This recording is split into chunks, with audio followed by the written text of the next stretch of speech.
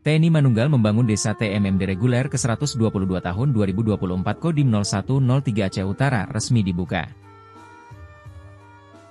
Upacara pembukaan berlangsung di lapangan bola desa Palopunti Kecamatan Muara 1.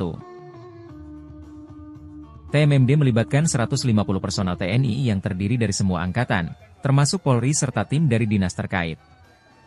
Semua kita libatkan di sini.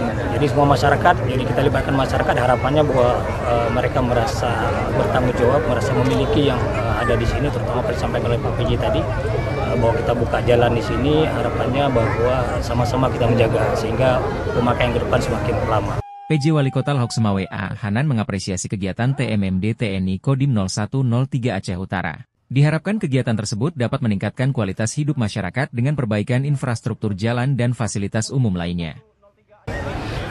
Harapan kami program ini bisa dilaksanakan dengan baik, baik itu fisik maupun non-fisik, sebagaimana disampaikan tadi dalam rangka pemberdayaan masyarakat, edukasi dan penyuluh kepada masyarakat dalam rangka mewujudkan kedamaian di tengah-tengah masyarakat. TMMD akan berlangsung selama 1 bulan yang dimulai sejak tanggal 2 Oktober dengan target sasaran fisik dan non-fisik.